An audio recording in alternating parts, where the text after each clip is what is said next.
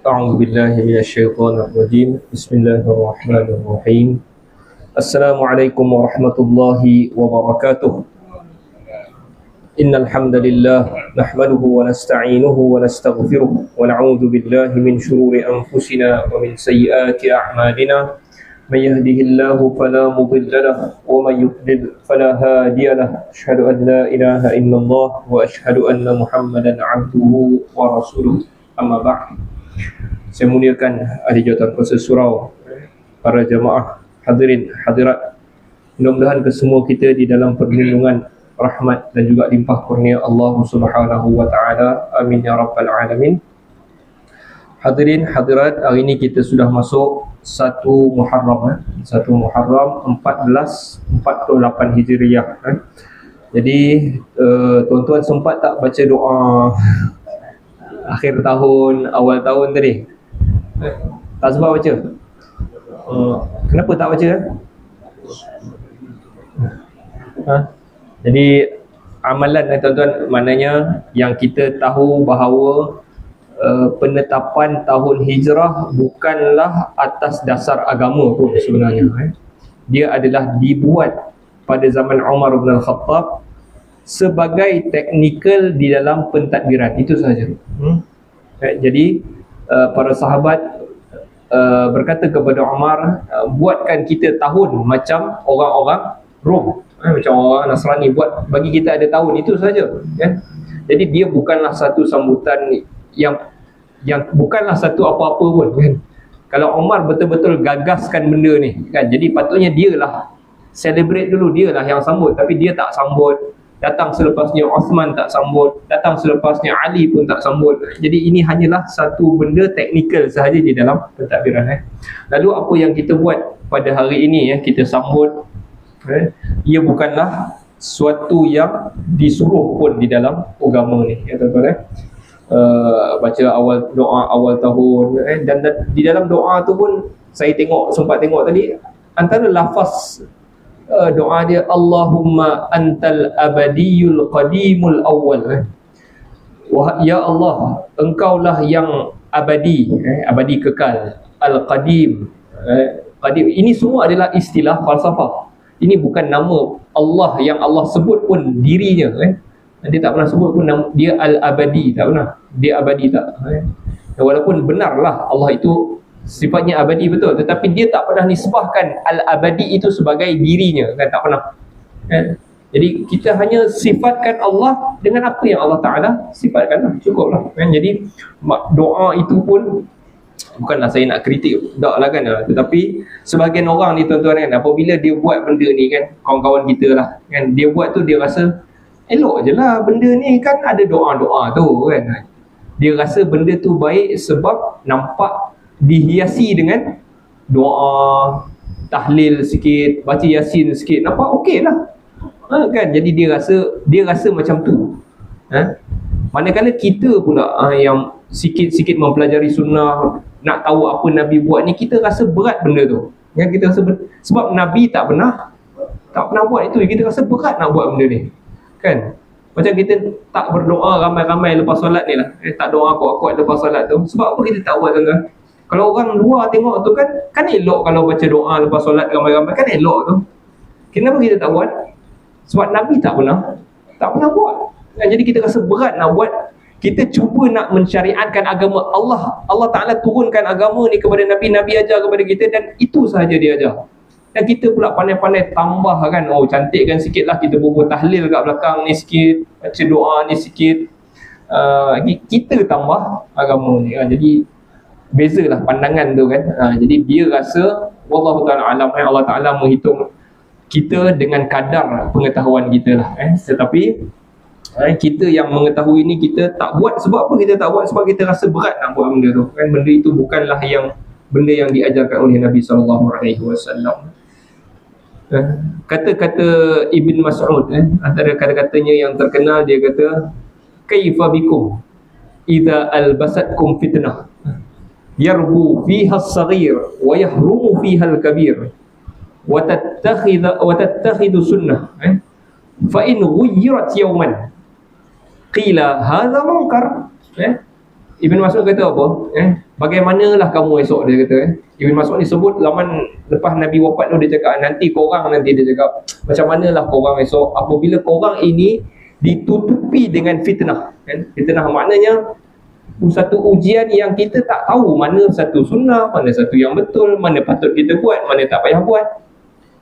Apabila kamu semua ditutupi dengan fitnah, membesarlah budak-budak kecil, yarbu fi hasaghir, budak-budak tu membesar dengan fitnah tu lah, daripada kecil sampai duk besar kau buat benda tu, kan? Wa yahrumu fi hal kabir, kan? Orang yang tua pun tualah dengan buat benda tu. Tak tahu, kan? So dia tak tahu sebab benda mana satu yang betul, kan?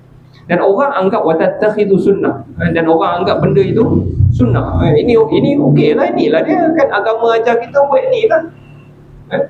Fa in ghuyirat yawman, sehingga sekiranya satu hari nanti datang orang untuk ubah, kan? Kan? Apa orang-orang yang tua-tua, yang budak-budak yang membesar dalam fitnah tu akan cakap kepada orang yang ubah tu? Dia akan kata, hadza munkar ke benda ni? Kan? Benda ni munkar ke? Apa salah baca Yasin? Kan? Bukan sebab baca Yasin tu, tak, kan? Sebab kita mengadakan satu benda yang Nabi SAW tak buat pun, kan? Jadi kita cuba macam mencantikkan agama. Satu benda yang buruk apabila kita cuba nak menghias-hias agama ni, kan? Orang Melayu ni kalau kumpul sikit tahlil, kan? Kumpul sikit tahlil sebagai contoh, kan? Jadi kita cuba menghias agama ini. Apa masalah dia?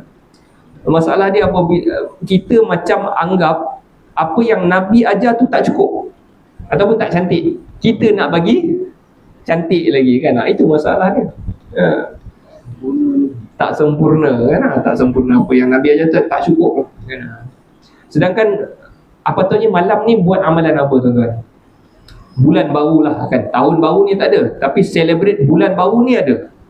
Setiap bulan Nabi SAW boleh tengok anak bulan, dia baca apa? Bacalah doa melihat hilal, kan? Anak bulan. Nabi baca Allahumma ahillahu alaina bil amni wal iman wassalamati wal islam rabbi wa rabbukallah, kan? Itulah doa dia patutnya. Bukanlah doa-doa yang kita cuba reka, kita cantikkan, tak payah, kan? Tak perlu. Baik, tuan-tuan, jadi kita patah balik sikit lah kajian kita di dalam kitab. Hari ini kita kitab Al-Muwatta' oleh Al-Imam Malik. Dan tajuk kita yang terakhir sekali pada bulan lepas adalah babul amali fid du'a, bab amalan ataupun perbuatan yang kita buat fid du'a, dalam doa. Okey, jadi hadis yang pertama, bukan hadis lah yang ni adalah riwayat ataupun boleh dikira sebagai athar sahabat radhiyallahu anhum. Siapa ni? Haddatsani Yahya an Malik an Abdullah bin Dinar. Okey, Abdullah bin Dinar dia cerita benda ni. Last kali kita baca hari tu, Abdullah bin Dinar dia kata, Ra'ani Abdullah bin Umar. Abdullah bin Umar melihat aku berdoa dalam keadaan apa, tuan-tuan? Dua jari, kan? Doa dalam keadaan minta pakai dua jari, kan? Lalu Abdullah bin Umar melarang aku daripada buat benda ni. Okey, jadi kita dah ceritakan juga hari itu kenapa Abdullah bin Umar larang Abdullah bin Dinar daripada doa dua jari. Kalau nak berdoa, either you doa tadah tangan ataupun you doa dengan satu jari, seperti mana Nabi SAW berdoa di dalam khutbahnya. Khutbahnya dia berdoa Allahumma, kan? Ya Allah, ya Allah. Okey, jadi doa macam ni atau macam ni isyaratnya. Okey, jadi kita nak masuk hadis yang seterusnya, 555. Haddatsani wa haddatsani an Malik, menceritakan aku daripada Malik, daripada Yahya bin Sa'id. Siapa Yahya bin Sa'id? Yahya bin Sa'id adalah tabi'in. Yahya bin Sa'id adalah tabi'in, tetapi dia ni bukan tabi'in yang belakang-belakang ni. Imam Malik pun dah belakang dah. Yahya bin Sa'id atas lagi. Dia anak murid kepada kibar tabi'in. Tabi'in ni yang awal-awal lepas yang maksudnya diorang ni kalau cepat sikit jadi sahabat dah. Tabi'in ni, kibar tabi'in ni, kalau dia cepat sikit lahir, berapa tahun dia boleh jadi sahabat, tapi dia tak sempat. kan, dia awal, dia lambat sikit, jadi dia jadi kibar tabi'in. Jadi Yahya bin Sa'id yang riwayatkan hadis ni, yang ceritakan kepada Imam Malik ni, dia adalah kibar tabi'in, dia adalah anak murid kibar tabi'in ni. Siapa kibar tabi'in yang paling terkenal? Sa'id ibnul Musayyib. Sa'id ibnul Musayyib. Sebab apa? Dia menantu Abu Hurairah. Jadi kalau sebut kibar tabi'in, siapa tabi'in yang top-top ni? Sahabat tu kita tahulah, tetapi tabi'in ni kadang-kadang kita tak kenal. Tapi antara yang topnya namanya Sa'id ibnul Musayyib. Yang ni menantu Abu Hurairah. Okey, Yahya bin Sa'id ni dia belajar dengan Sa'id bin Musayyib ni tadi. Dia sempat belajarlah, dia belajar. Dan dia riwayat banyak hadis lah. Kalau you menantu Abu Hurairah, takkan you tak riwayat hadis kan, menantu. Okey. Anna Sa'id bin al-Musayyib kana mana tadi yaqulu Okey, jadi Yahya bin Sa'id cerita bahawa Sa'id ibn al-Musayyib yang diambil hadis ni tadi cerita ini bukan hadis tuan-tuan, ini asar tadi asar. Innar rajula okey, ini dia punya teks dia. Innar rajula la yurfa'u bi du'a'i waladih min ba'dih. Sesungguhnya seorang lelaki benar-benar diangkat kerana doa anaknya selepas daripadanya. Okay. Diangkat apa? Seorang lelaki diangkat apa? Diangkat kedudukannya di sisi Allah. Maknanya ketika mana dia di dalam kubur, dia kedudukannya diangkat oleh Allah Subhanahu Wa Taala. Okey. Wa qala bi yadayhi nahwa as-sama'. Lalu Sa'id ibn al-Musayyib yang cerita asar ni tadi, dia angkat tangan dia kan. Seorang lelaki diangkat kedudukannya kerana doa anaknya. Dia dah mati, anaknya selepasnya, kerana doa anak dia yang doakan dia selepas dia mati tu. Lalu Sa'id bin Musayyib angkat tangan macam ni kan. Warafa'ahuma, lalu Rasulullah pun angkat tangan macam ni. Okey. Jadi ini adalah asar daripada Sa'id ibn Musayyib.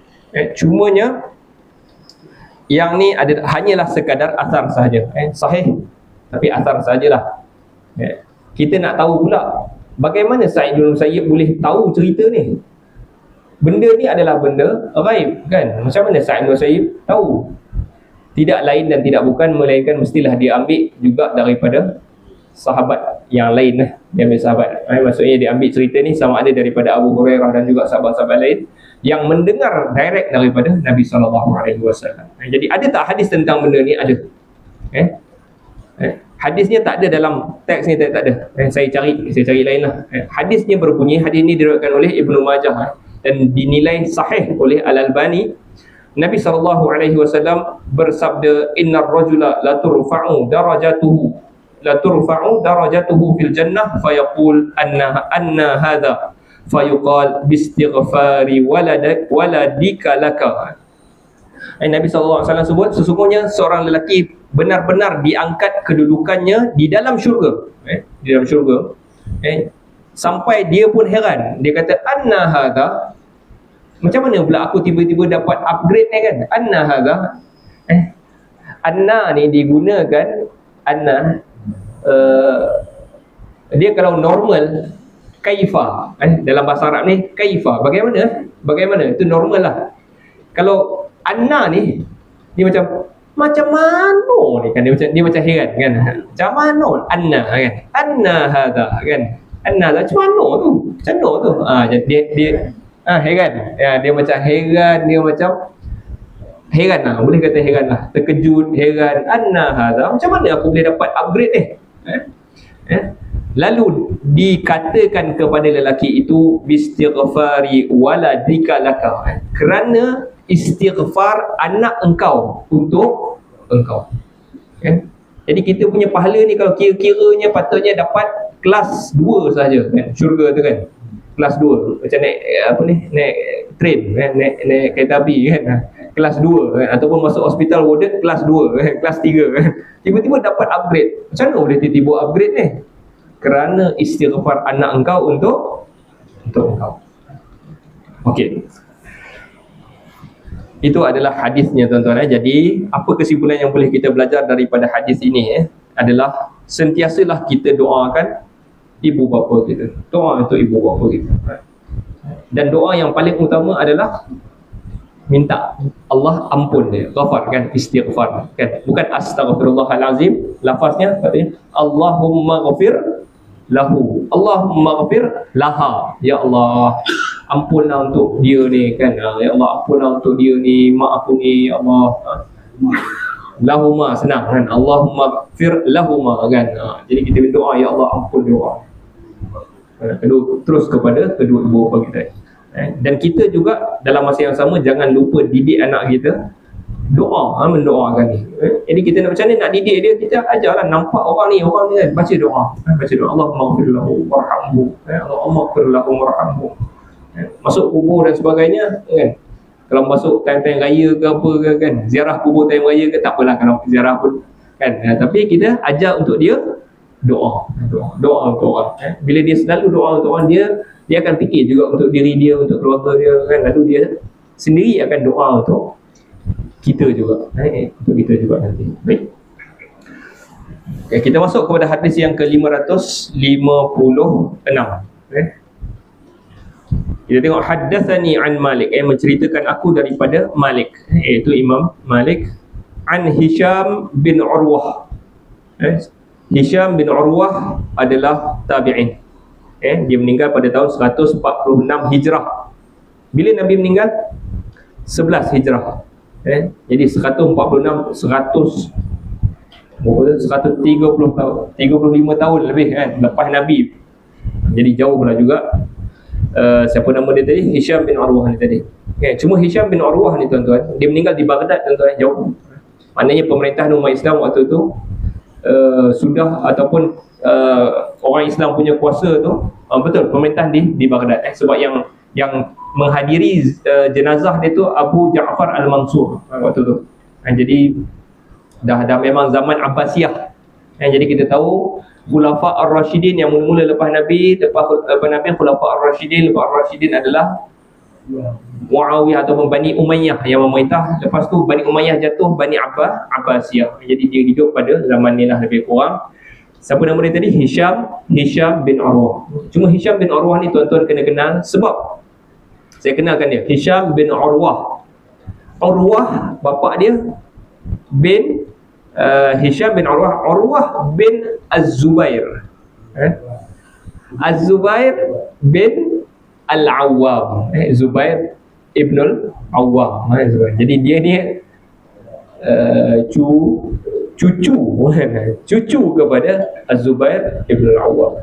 Cucu ke cicit ni? Urwah, Hisham bin Urwah bin Zubair. Jadi dia adalah cucu kepada Az-Zubair ibn Al-Awwam. Okey. Jadi dia adalah orang yang hebat. Az-Zubair bin Al-Awwam ni, macam mana, apa hubungan dia dengan Nabi? Pertama sekali, dia adalah fighter lah. Dia adalah fighter kepada Nabi. Az-Zubair bin Al-Awwam, dia juga sebenarnya adalah sepupu Nabi SAW. Sepupu Nabi. Dan dalam masa yang sama, dia sepupu Nabi. Dalam masa yang sama, dia juga anak buah kepada Khadijah. Anak buah Khadijah. Jadi kita tengok kaitan dia tu, dia pusing kahwin tu, pusing-pusing dekat situ kan. Jadi orang putih ni, dia antara pertomahan dia nak tuduh orang Islam ni, dia akan kata, kenapa orang Islam ni tak pandai, tak cerdik sebab duk kahwin pusing-pusing ni kan. Dia kata kajian menunjukkan kalau kahwin yang dekat-dekat ni otak tak berkembang. Tapi kita tengok sahabat radhiyallahu anhum pandai tuan-tuan kan. Dia kahwin pusing-pusing pun dia pandai kan. Dia bukan level-level kita ni, bukan. Bagaimana mereka memahami Al-Quran tu, macam mana dia simpulkan dalam pentadbiran ni. Power dia orang ni bukan. Ini jenis-jenis PhD punya orang. Maksudnya orang pandai, dia bukan. Jadi kajian semua bohong yang berkaitan dengan benda. Dia hanya kajian itu dibuat hanya untuk mentohmah, nak memburukkan Nabi kita itu saja kan. Nabi dan juga yang itulah di Jazirah Arab tu kan. Okey.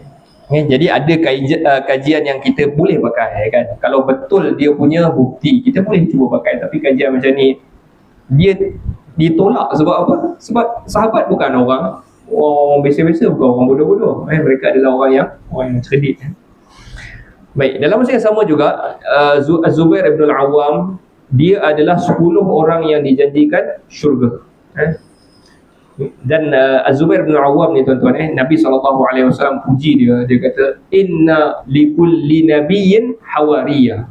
Setiap sesungguhnya bagi setiap nabi itu ada hawari dia. Hawari. Hawari ni siapa? Hawari ni orang yang akan dekat dengan nabi tu. Mana-mana nabi pun ada orang yang dekat dengan dia, dan dia yang akan bantu dakwah nabi ni. Nasir bin Hawari. Isa pun ada hawari. Hawariyun kita panggilkan. Jadi setiap nabi itu ada hawarinya, orang yang dekat, yang bantu dalam dakwah dia. Dan Nabi kata, wa inna hawariya, dan sesungguhnya pembantu aku, orang yang tolong aku, Az-Zubair ibn al-Awwam. Az-Zubair ibn al-Awwam. Orang hawari aku adalah Az-Zubair ibn al-Awwam. Nabi sebut ni bila tuan-tuan? Nabi sebut benda ni bila waktu perang yang paling susah. Perang paling susah dalam sejarah ghazwah Rasulullah ni, perang-perang yang Rasulullah SAW masuk ni, dia ada nama Ma'rakah. Ma'rakah tu Nabi tak join. Dia ada Sariyah. Sariyah ni Nabi hantar orang, kan? Hantar orang pergi serang contohnya, kan? Okey, ada ghazwah. Ghazwah yang kita tahu tak banyak pun ghazwah, tapi banyak juga yang Nabi sertai. Cuma yang kita boleh ingat lah, dalam banyak-banyak ghazwah peperangan Nabi tu, perang apa yang paling susah sekali tuan-tuan rasa? Perang apa?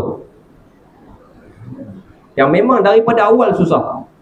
Badar dia tak susah. Sebab apa? Sebab asalnya keluar hari tu hanya nak pergi serang kafilah je, kan? Tapi tiba-tiba jadi perang. Asalnya dia orang serang kafilah nak ambil balik barang-barang dia orang tu, yang mana barang-barang yang dirampas di Mekah dulu tu, kan? Dia orang kan hijrah. Jadi bila hijrah, tinggal semua. Tinggal rumah, tinggal kereta, motor, semua mesin rumput semua tinggal. Mesin rumput tak ada lah, kan? Dia duduk padang pasir, kan? Jadi tinggal semua benda. Jadi apa kerja musyrikin ni? Dia ambil semua barang tu dan dia pergi jual. Jadi Nabi SAW nak serang untuk ambil balik barang dia orang. Itu saja. Okay, jadi Badar sebenarnya asalnya tak susah. Tetapi perang yang paling susah adalah perang sebenarnya yang dinamakan sebagai perang Khandaq ataupun perang Ahzab. Ahzab yang Nabi gali lubang tu, kan? Perang tu paling susah, sebab dia diserang oleh Quraisy, kan? Daripada Mekah dan daripada dalam yang khianat Nabi, Bani Quraidah, Bani Nadir ni semua khianat Nabi ni. Jadi Nabi orang Islam ni paling susah sekali waktu perang Ahzab. So orang semua dah bersatu nak lawan dengan orang Madinah. Baik. Jadi Nabi SAW waktu korek-korek parit tu, dia pun tanyalah kepada orang ramai, kan? Siapa yang nak pergi spy? Mayyatini bi khabaril qaum. Siapa yang nak pergi spy kaum, kan? Spy dan bawa datang berita kepada aku. Siapa nak pergi spy Bani Quraidah ni? Sebab sebelum daripada tu yang dah spy orang Quraisy, Huzaifah dah spy. Jadi dia akan spy, and then dia akan bagi tahu cerita dia orang kat mana dah, dia orang buat apa, kan? Nabi nak hantar dan orang tak jawab, tetapi Az-Zubair bin Awwam jawab. Dia kata, ana ya Rasulullah, aku nak spy, aku akan tolong dapatkan berita daripada Bani Quraidah. Nabi tanya sekali lagi, siapa? Kok ada orang lain ke, kan? Tak ada, kan? Zubair jawab, ana ya Rasulullah, aku yang nak pergi spy, kan? Lalu Nabi sebut hadis ni, dan bagi setiap Nabi itu ada seorang hawari, dan hawari aku adalah Zubair, Zubair bin Awwam. Okay. Jadi cerita ni tadi tak habis lagi. Cerita kita bukan tentang Zubair, tetapi tentang cucu Zubair, iaitu Hisham bin Urwah ni tadi. Okay. Hisham bin Urwah, patah balik. Hisham bin Urwah dia ambil cerita ni daripada bapaknya, Urwah bin Zubair. Annahu qala, bahawasanya dia berkata, baik. Okey tuan-tuan, apa dipanggil, sanad hadis ni terhenti kepada Urwah bin Az-Zubair, Urwah bin Zubair ni dia jumpa Nabi ke? Tak. Yang jumpa Nabi adalah bapa Urwah ni tadi, Az-Zubair bin Awwam, yang tu yang jumpa Nabi. Kalau hadis tu diambil daripada Az-Zubair, clear. Tetapi bila yang riwayatkan ni Urwah saja, Urwah ni tak sempat jumpa Nabi, kan? Jadi dia masih lagi di dalam kategori at-tabi'in. Jadi hadis ni Tiba-tiba dia kata sampai sini je, sampai bapa kepada Hisham ni tadi, Urwah sahaja. Maka di antara tabi'in dengan Nabi ada 1-0 sahabat tak ada, kan? Sanad tu macam kehilangan seorang. Macam mana tabi'in boleh jumpa Nabi? Hadis ini dipanggil sebagai hadis mursal, mursal, iaitu sahabat hilang. Mana pergi sahabat ni? Jadi mursal dhaif. Hadis mursal dhaif. Cuma hadis yang kita nak baca ini dalam Imam Malik punya Muwatta ni, dia kehilangan sahabat, tapi dalam riwayat yang lain dalam Bukhari, dalam Muslim, dia orang sambung riwayat tu daripada Urwah ni. Sebenarnya Urwah ambil daripada Aisyah radhiyallahu anha, Aisyah yang ambil daripada Nabi. So telah menghubungkan tabi'in dengan Nabi tu, iaitu sahabat itu Aisyah. Faham tuan? Jadi kalau ada sahabat dekat tengah-tengah, hadis itu sahih. Okey, jadi hadis ini telah disahihkan dan disambung sanadnya oleh Bukhari, Muslim. Kalau matan yang kita baca dalam kitab Muwatta ni, hadis ini dhaif. Tapi disebabkan kita jumpa di dalam kitab-kitab yang lain, sanad ini telah disambung oleh Bukhari dan Muslim dan juga selain daripada mereka, maka hadis ini dikira sebagai sahih. Sahih. Okey. Ataupun kita boleh panggil sahih li ghairih. Sahih li ghairih. Sahih sebab ada riwayat lain yang sama macam ni. Baik. Apa cerita yang nak ceritakan sebenarnya? Hadisnya berbunyi, innama unzilat hadhil ayah. Sesungguhnya diturunkan ayat ini. Ayat apa? Wala tajhar bi salatika wala tukhafit biha wabtaghi baina dzalika sabila. Dalam surah Al-Isra Allah Ta'ala sebut, dan janganlah kamu menjelaskan sangat dengan salat kamu, dan jangan kamu rendahkan sangat, dan carilah di antara keduanya jalan. Maknanya jangan kuat sangat, jangan perlahan sangat, tengah-tengah. Hadis ni bagi tahu sesungguhnya ayat ini diturunkan untuk cerita tentang doa. Doa tu jangan menjerit-jerit, jangan sampai tak dengar. Orang Melayu, saya doa dalam hati. Orang Melayu paling suka doa dalam hati. Yang tu bukan doa, yang tu berniat.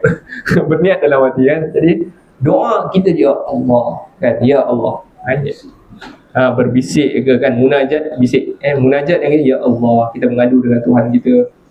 Jadi cuba cari jalan di antara keduanya. Jangan kuat sangat menjerit ataupun hilang terus suara di tengah-tengah. Baik, itu sahaja hadis berkaitan dengan doa tu tadi. Hadis yang tadi tu. Kita nak lompat terus tadi 556, 557. Ya, 557 ni dhaif ke? Dhaif. Hadis 557 ini dhaif, kan? Muwatta ni dia bukanlah, sebenarnya dia dhaif sebab kadang-kadang dia punya sanad tu tak sampai. Macam saya cerita tadilah. Okey, kita tengok sekejap kenapa dia dhaif. Haddatsana Malik, menceritakan aku daripada Imam Malik. Okey, kita faham anak murid ni ambil daripada Imam Malik. Annahu balaghahu, sesungguhnya telah sampai cerita ni kepada Imam Malik. Anna Rasulullah sallallahu alaihi wasallam. Faham tak? Imam Malik dekat ke dengan Nabi? Dia tak jumpa Nabi. Imam Malik ni. Imam Malik lahir tahun, saya lupa. Imam Malik Imam Syafi'i lahir 150 kan. 150. Jadi Imam Malik sebelum tu. Okey, jadi Imam Malik tak jumpa dengan Nabi. Macam mana dia boleh riwayat bahawa Rasulullah sallallahu alaihi wasallam? Tak mungkin. Jadi kehilangan dalam itu dipanggil beberapa orang. Kalau Imam Malik biasanya nak sampai kepada Nabi ni, dia akan jumpa 2 orang, at least 2 orang atas dia. 2 orang. Jadi tiba-tiba Imam Malik ambil daripada Nabi, yang ni kita panggil hadis mu'dhal. Dalam ilmu hadis dia panggil hadis mu'dhal. Mu'dhal. Mim ain dad lam. Mu'dhal. Mu'dhal ni apa? Mu'dhal ni dalam bahasa Arab maksud dia sakit yang teruk lah. Sakit teruk. Maknanya dia kehilangan 2 perawi berturut-turut, kan? Jadi yang ni macam tak mungkin. Jadi hadis ini dhaif disebabkan tak sampai dia punya sanad tu. Okey, tak apa, kita cuba nak dengar apa benda yang dibacakan tentang hadis ni. Tak payahlah kot, sebab yang ni tak dia sangat dia punya istifadah. Kita lompat lah, kita lompat 557, kita tolak 558. Jumpa lah yang kitab ni, jumpa jumpa hadis yang maksud yang tadi tu jumpa lah Okey, kita nak terus sambung. 558, haddatsani an Malik, menceritakan aku daripada Imam Malik, annahu balaghahu. Yang ni pun sama juga kan, Imam Malik ceritakan aku daripada Imam Malik, annahu balaghahu, sampai kepada dia cerita ini.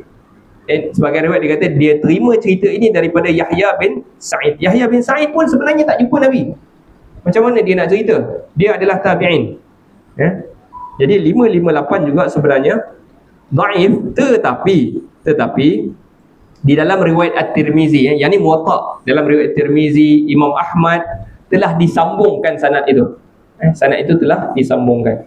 Iaitu Yahya bin Sa'id sambung sahabat, jumpa cerita daripada Nabi sallallahu alaihi wasallam. Jadi Tirmizi sambung, jadi hadis ini jadi hasan, jadi hasan. Baik, kita boleh pakai dan kita akan bacalah. Anna Rasulullah sallallahu alaihi wasallam kana yad'u, bahawa Rasulullah sallallahu alaihi wasallam dia berdoa, fayaqulu, seraya dia berkata. Jadi hadis ni dengan Nabi sallallahu alaihi wasallam tengah baca doa. Jadi orang riwayat balik apa yang Nabi baca. Apa yang Nabi sallallahu alaihi wasallam baca? Nabi baca, Allahumma inni as'aluka fi'lal khairat.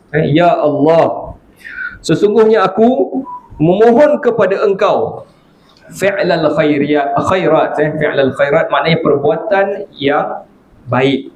Ya Allah, aku minta kepada engkau supaya aku ini melakukan perkara-perkara yang baik. Doa ni popular kat tuan-tuan. Kalau tuan-tuan biasa duduk belakang imam, biasa orang baca, Allahumma inni as'aluka fi'lal khairat. Ya Allah, bantu aku, aku minta kepada engkau bagi aku buat perkara-perkara yang baik. Perkara-perkara yang baik. Kadang-kadang orang ni dia spend masa dia lebih kepada, kan, dia ada masa. Semua kita manusia ni, kita mesti nak kena buat something juga. Kita tak boleh duduk saja. Tapi ya Allah, bagilah yang aku buat itu perkara yang baik. Bukan aku ini yang bantu buat benda-benda yang tak baik. Jadi tolong, siapa nak berjudi malam ni, Brazil lawan Morocco, kan, siapa menang, yang tu yang kita buat, yang tu bukan fi'lan khairat sekarang. Jadi jangan sibukkan aku ini dengan benda-benda yang mungkar ni. Bagi aku sibuk dengan benda-benda yang baik. Jadi sebagian orang dia buat benda dan dia rasa baik, kan, dia rasa baik, tetapi sebenarnya benda itu Allah kata tak baik, kan. Seperti mana di akhir surah Al-Kahfi tu, apa hasibal ladzi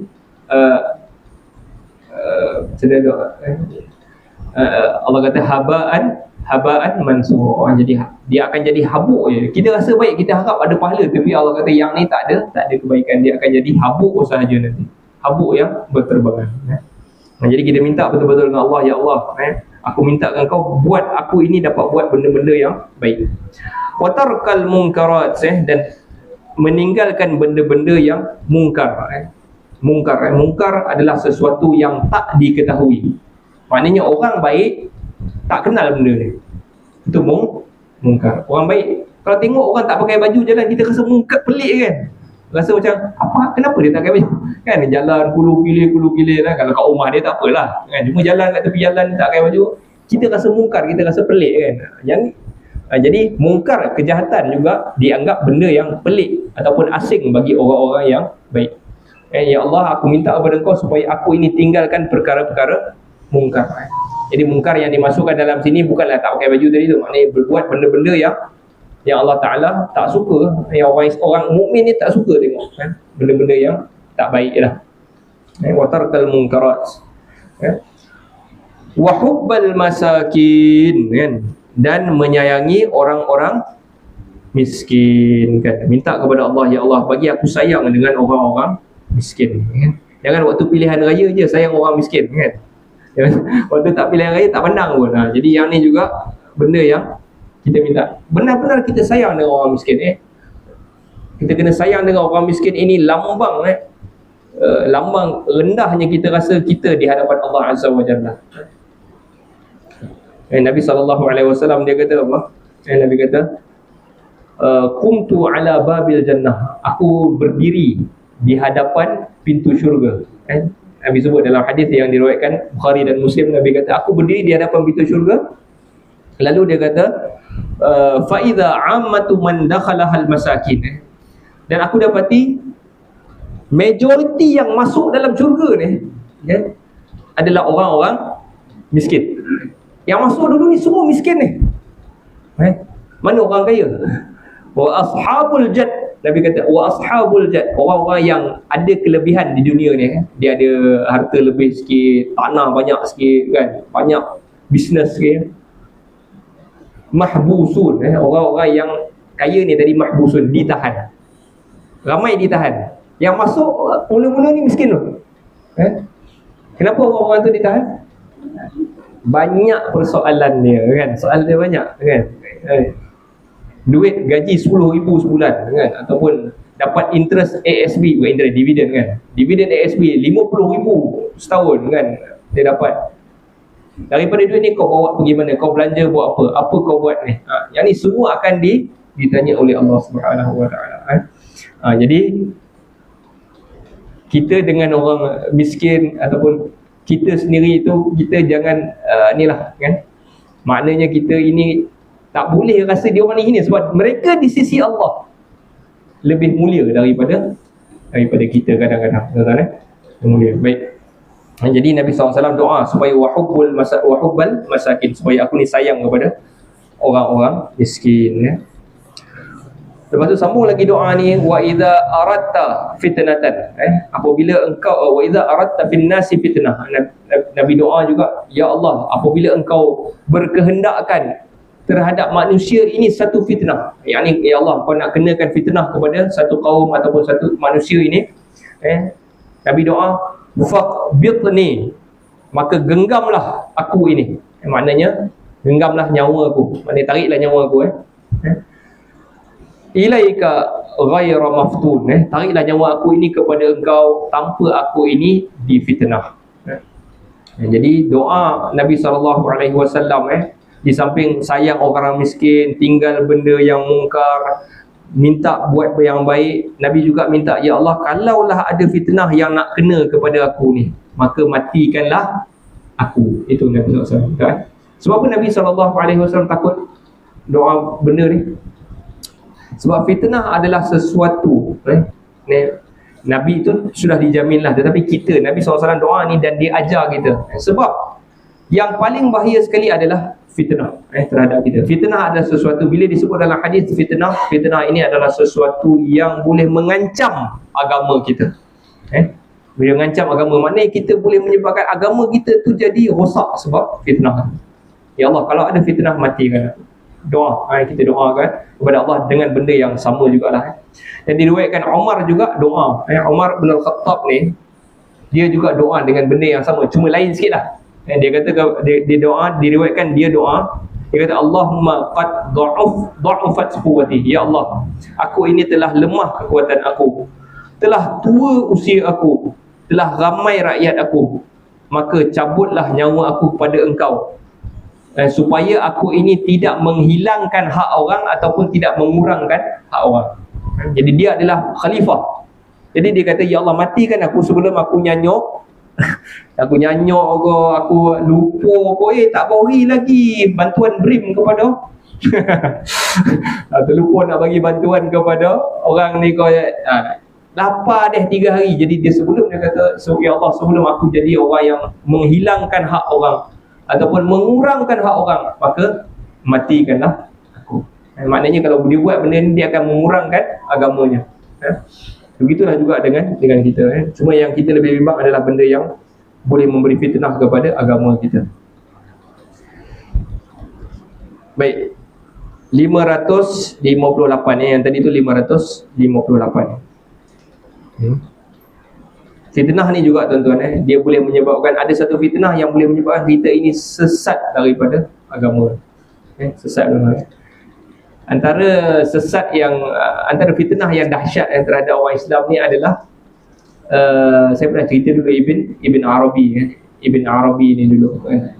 Ibn Arabi adalah suatu tokoh yang kalau kita tengok, kita tengok tulisannya kan, kapi dia ni, kita rasa kapi kot dia ni kan, macam tu lah punya teruknya dia punya tulisan di dalam Futuhat Makkiyah dan sebagainya kan. Dia ni macam mana dia faham Tuhan kan. Tetapi amat mengecewakan, sebahagian jabatan-jabatan agama di Malaysia ni duk bertahan lagi Ibn Arabi ni kan. Jadi orang ramai akan ikut jabatan agama ni. Jadi dia boleh menjadi fitnah, betul tak? Ini kacau ni, faham agama macam ni. Dia boleh mengubah agama. Jadi kita yang tu halaj, bukan yang tu halaj lah. Tetapi Futuhat Makkiyah ni dia lebih kepada bagaimana dia memahami konsep Tuhan tu lah. Konsep Tuhan tu macam ni kan. Tak apalah tuan-tuan kan. Tetapi itu yang kita bimbang Fitnah tu macam tu lah kan. Dia kata ikut mazhab ni, semua orang ikut mazhab ni kan. Bukan mazhab Syafi'i lah, Syafi'i ahli sunnah insya-Allah, tak ada masalah. Tapi mazhab-mazhab akidah dan sebagainya ni kan, yang tu adalah fitnah kan. Kenapa nak ikut yang tu? Yang ada orang ajak ikutlah Nabi, dia kata geng Wahabi kan. Senang je dia kan. Jadi kita bukan nak ajak kepada kumpulan tertentu, tak, ajak ikut balik apa yang Rasulullah sallallahu alaihi wasallam bawa, yang macam mana yang dipahami oleh sahabat radhiyallahu anhu. Okey, 559. Ada 10 minit kita tu 559. Yang ni juga dhaif. Banyak hadis ini dhaif sebab apa? 559 juga dhaif sebab, ya tengok sekejap sebab apa ni. Sama juga. Haddatsani an Malik, menceritakan aku daripada Imam Malik, annahu balaghahu, telah sampai kepadanya cerita bahawa Rasulullah sallallahu alaihi wasallam. Jadi Imam Malik tak boleh cerita tentang Nabi melainkan dia kena ada siapa yang cerita kat dia tu. Imam Malik at least ada 2 orang atas dia baru boleh consider hadis ataupun cerita ini sahih. Okay, jadi dari segi sanad yang diberikan di dalam Muwatta ini, hadis ini dhaif. Walau bagaimanapun, walau bagaimanapun, ia adalah hadis yang 559 sahih sebab telah disambung sanadnya oleh siapa yang sambungan? Imam Muslim. Imam Muslim telah sambungkan sanad ini di dalam sahihnya. Jadi hadis ini sahih lah. Okey, apa hadisnya? Ma min da'in, hadisnya berbunyi ma min da'in yad'u ila huda, tidak ada seorang yang memanggil kepada petunjuk illa kana lahu mislu ajri man ittaba'ahu, kecuali pahala dia seperti mana pahala orang yang telah mengikutinya, iaitu mengikuti petunjuk tu. Tuan-tuan, nak menunjukkan juga tuan-tuan, pahala besarnya pahala ni banyak mana la yang kusu zalika min ujurihim syai'ah, tidak berkurang pun daripada itu, daripada pahala mereka sesuatu apa pun. Yakni kalaulah dia ajak orang itu buat suatu kebaikan, buat suatu kebaikan, sebagai contoh dia ajak member dia kali pertama, jom kita pergi masjid kan. Jadi kawan dia tak pernah datang masjid, lalu dia ikutlah kali pertama tu, dan dia dah kenal semua orang. Dia kenal Bilal, dia kenal ni, dia kenal Siak, semua dia kenal. Lepas tu start daripada hari tu dia start rajin datang ke masjid sebagai contoh. Seminggu sekali datang.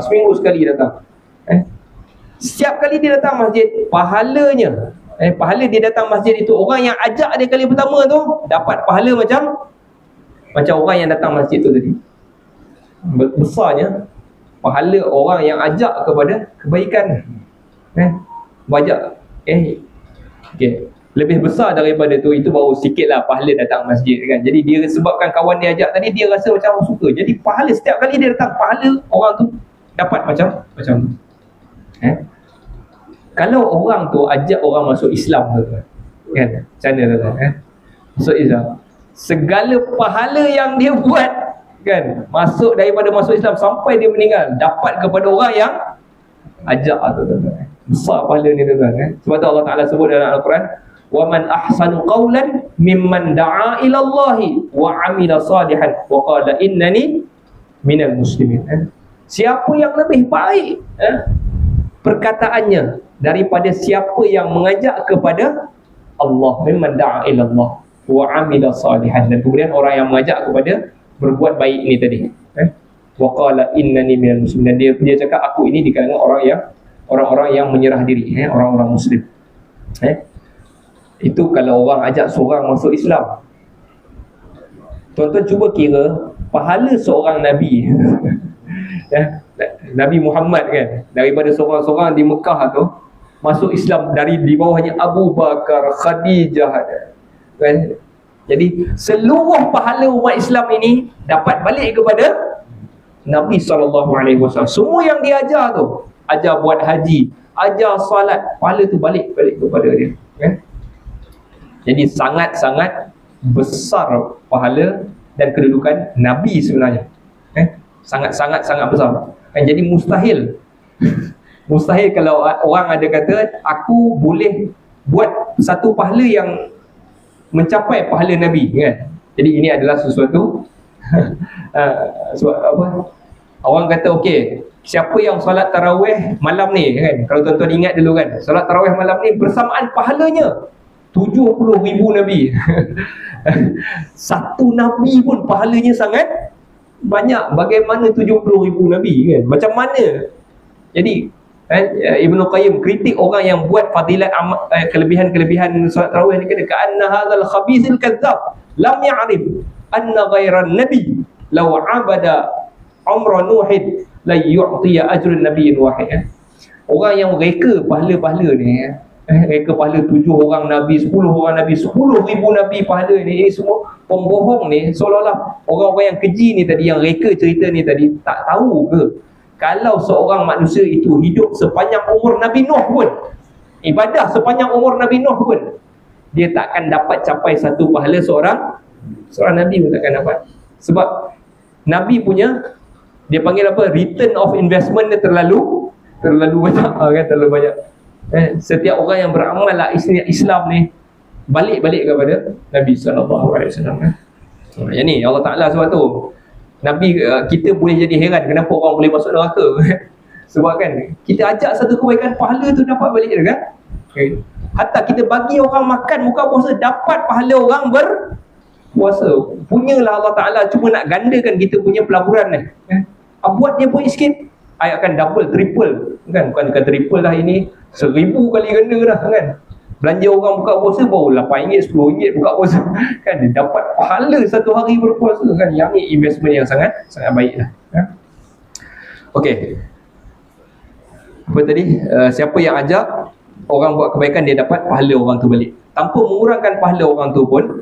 Wama min da'in yad'u ila dhalalah, dan tidak ada suatu orang yang mengajak kepada kesesatan illa kana alaihi mithlu auzarihim, kecuali orang yang ajak kepada kejahatan, kesesatan pahala dosa dia sama dengan orang yang buat kesesatan itu tadi kan. Kalau Allah Ta'ala kira benda tu sesat dan berdosa, buat sesat, dosa lah tuan-tuan. Kalau Allah Ta'ala kira amalan itu dosa kan, adalah ritual-ritual yang dia buat, Allah Ta'ala kira benda tu dosa sebab menyalahi syariat Nabi-Nya. Kita ajak orang buat, jomlah kita sama-sama malam ni meramai-ramaikan majlis kita ajak, dan setiap orang yang buat kesesatan itu kita dapat bahagiannya, sahamnya dapat juga. Jadi jaga-jaga kita apabila ajak orang sesuatu benda tu. La yanqusu zalika min auzarihim syai'a, tak kurang pun dosa orang tu dapat dosa, kita pun dapat besar tu. Kalau seorang, kalau 2 orang double, 3 orang triple, kalau 1000 orang la haula wala quwwata illa billah wal a'yadzu billahi min dzalik. Okey, jadi itu adalah sedikit sebanyak berkaitan dengan kejadian. Okey, jadi itu adalah hadis juga. Tapi ada saya nak bacakan satu hadis yang sama juga. Hadis yang sama juga, cuma hadis yang saya nak bacakan ini lebih terkenal lah daripada hadis yang saya bacakan tadi itu. Hadis ni berbunyi dalam Sahih Muslim. Nabi SAW sebut, man sanna fil Islam sunnatan hasanatan falahu ajruha wa ajru man amila biha ba'dah min ghairi ay yanqusa min ujurihim syai'. wa man sanna fil Islam sunnatan sayyi'atan kana 'alaihi wizruha wa wizru man 'amila biha min ba'dih min ghairi ay yanqusa min awzarihim syai'an. Jadi hadis ni maksudnya lebih kurang sama dengan tadi. Saya terjemahkan, sesiapa yang mulakan di dalam Islam ini sesuatu jalan yang baik, maka dia dapat pahala untuk benda tu. Diasaskan. Contohnya apa tadi? Apa yang kabinet ada makanan tu? Yang orang letak makanan, letak mana orang ambil. Contohnya dia asaskan benda tu kan. Orang susah ambil. Dan dia dapat pahala benda tu. Dan kalau orang sambung lagi buat benda tu dan orang dapat manfaat daripada benda tu, dia dapat pahala terhadap benda itu dan juga siapa yang buat selepas daripadanya. Tanpa mengurangkan pahala sesiapa pun. Dan siapa yang mulakan di dalam Islam ini satu jalan yang buruk dan dia dapat pahala. Dan dia dapat dosa terhadap perkara buruk itu dan juga dosa kepada orang yang buat selepas daripadanya tanpa mengurangkan daripada dosa mereka itu sesuatu pun. Hadis ni tuan-tuan, Nabi SAW sebut ketika mana hadis ni Nabi SAW sebut bila waktu zuhur ada suatu kabilah iaitu Bani Mudhar. Bani Mudhar daripada Mekah lah. Bani Mudhar daripada Mekah ni datang berjumpa dengan Nabi. Orang Islam lah. Mereka ni orang Islam datang berjumpa dengan Nabi dalam keadaan yang miskin sangat. Bani Mudhar ni susah. Kita tengok dia punya baju koyak-koyak. Dia punya kan, nampak baju tu dah kuning, dah teruk, nampak tak pakai kasut. Lalu apabila masuk waktu zuhur, Nabi SAW kata, azanlah Bilal. Azan. Dan azan, lepas tu Nabi SAW jadikan imam, jadi imam salat zuhur. Habis daripada salat zuhur, Nabi naik berkhutbah. Naik berkhutbah dan Nabi kata, wahai manusia, takwalah kepada Allah semua-semua. Lepas tu Nabi kata, bersedekahlah. Kan? Sedekah. Sebab ada saudara kau datang ni jauh-jauh ni, miskin, teruk pakai dia, kasut pun tak ada. Kan? Tapi Nabi tak sebut lah yang tu. Nabi kata sedekahlah. Sedekah. Lalu ada seorang dari kalangan Ansar, orang dari Ansar bawa satu karung duit yang berat juga duit tu, dan dia start sedekah dulu. Lepas tu daripada dia start tu, orang lain pun start bagi sampai banyak kan. Sampai Nabi bila tengok banyak tu, Nabi nampak happy kan. Berseri muka Nabi tu. Lalu Nabi sebut apa? Man sanna fil Islam sunnatan hasanatan falahu ajruha wa ajru man amila biha min ba'dih. Okey, siapa yang mulakan jalan benda yang baik ni, dia dapat pahala. Betul, siapa yang bagi pun dia dapat pahala macam orang tu juga. Itu maksud dia. Yang jadi orang sedekah. Jadi itu yang Nabi SAW sebut di dalam hadis ni. Saya nak baca sama dengan yang tadi tu. Wallahu ta'ala alam. Ada soalan tu? Kalau tak ada tak apa. Kita berhenti dulu setakat di sini. Nasallallahu ta'ala yanfa'na bima sami'na wa ijja'alana wa la ta'ala. Allahumma rahmana wa shfi mawtana wa afi mubtalana.